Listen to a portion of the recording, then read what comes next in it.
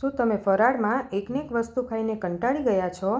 તો આજે આપણે એકદમ ફટાફટ બની જાય અને એકદમ ઓછા તેલમાં બને તેવી પેટીસ બનાવવાના છીએ.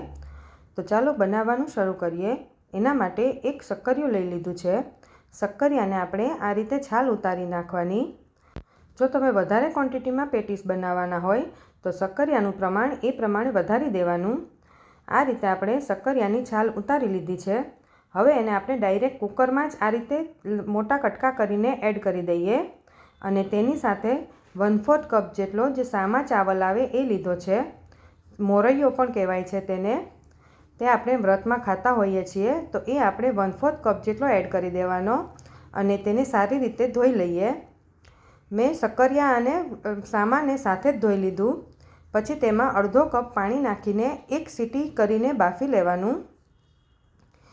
તેમાં આપણે એકદમ સ્લો ફ્લેમ પર એક સીટી કરી લીધી છે અને તમે જોઈ શકો છો કે સામો આપણો એકદમ સરસ ચડી પણ ગયો છે અને પાણી બધું જ શોષાઈ ગયું છે અને નીચે ચોંટી પણ નથી ગયો. હવે આપણે આ સામા અને શક્કરિયાને સારી રીતે મેશ કરી લેવાના. આપણે અહીંયા પોટેટો મેશરથી મેશ કરી લેવાના. અત્યારે આપણો સામો અને શક્કરિયા એકદમ ગરમ છે તો ગરમમાં જ આપણે તેને મેશ કરી લીધા છે. સારી રીતે મેશ કરી લેવાથી આપણી પેટીસ એકદમ સરસ બનશે. હવે આપણે તેમાં મીઠું સ્વાદ પ્રમાણે એડ કરી દઈએ.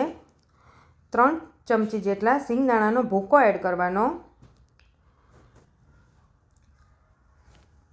પછી તેમાં આપણે 1 ચમચી જેટલા આદુ મરચાં એડ કરી દઈએ. આદુ મરચાં તમારા ટેસ્ટ પ્રમાણે વધારે ઓછા કરી શકો છો. પછી અડધો લીંબુનો રસ એડ કરી દઈએ. થોડા લીલા ધાણા એડ કરી દેવાના અને 1 નાની ચમચી જેટલી ખાંડ એડ કરી છે. સ્વીટ પોટેટો પણ થોડું સ્વીટ હોય છે એટલે ખાંડ ઓછી એડ કરવાની અને તેમાં 1 ચમચી જેટલો મરી પાવડર એડ કરી દઈએ અને બધી જ વસ્તુને સારી રીતે મિક્સ કરી લેવાનું. આમાંથી વ્રત કે ઉપવાસમાં તમે કોઈ વસ્તુ ન ખાતા હોય તો તમે તેને સ્કીપ પણ કરી શકો છો. હવે આ બધી જ વસ્તુને આપણે સારી રીતે મિક્સ કરી લીધી. પછી આપણે તેને હાથેથી પેટીસ બનાવી લઈએ. પેટીસ તમારી ચોઈસ પ્રમાણે તમે નાની મોટી બનાવી શકો છો. અહીંયા મેં મીડિયમ સાઇઝના આ રીતે બોલ્સ બનાવી લીધા છે. આ પેટીસ બનાવવી એકદમ સહેલી છે. આ પેટીસને આપણે ફ્રાય કરવાના નથી એટલે જે અપ્પેની પેન આવે એ લઈ લીધું છે અને તેમાં આપણે 1 ચમચી જેટલા તેલ એડ કરી દેવાનું.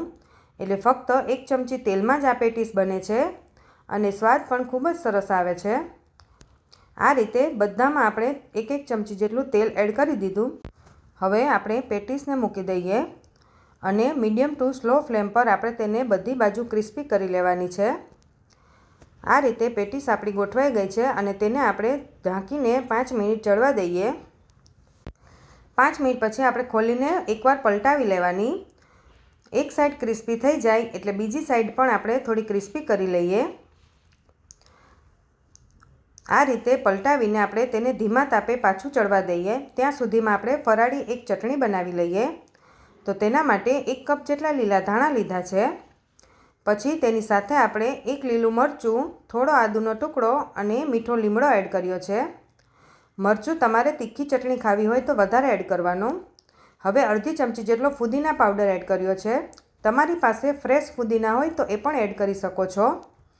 પછી તેમાં આપણે અડધો લીંબુનો રસ, મીઠું સ્વાદ પ્રમાણે અને 2 ચમચી જેટલા સિંગદાણા એડ કરી દીધા અને ઠંડુ પાણી નાખીને ચટણીને આપણે પીસી લઈએ.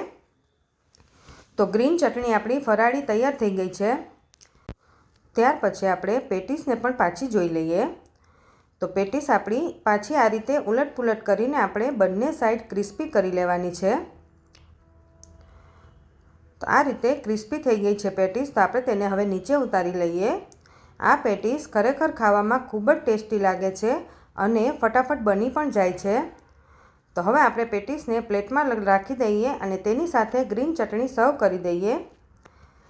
તો તમે પણ આ શિવરાત્રિમાં જરૂરથી ટ્રાય કરજો. આ પેટીસ ઇન્સ્ટન્ટ બની જાય છે અને બાળકોને તમે બનાવીને લંચ બોક્સમાં પણ આપી શકો છો અને ટેસ્ટમાં તો ખૂબ જ સરસ બની છે. અને તમે જોઈ શકો છો કે ઉપરથી ક્રિસ્પી અને અંદરથી એકદમ સરસ સોફ્ટ એવી પેટીસ આપણી તૈયાર થઈ ગઈ છે. તો તમે પણ ઘરે જરૂરથી ટ્રાય કરજો આ ઇન્સ્ટન્ટ બની જતી શક્કરિયાની પેટીસ. તમને મારો વિડીયો ગમ્યો હોય તો લાઇક, શેર અને સબસ્ક્રાઈબ કરવાનું ન ભૂલતા.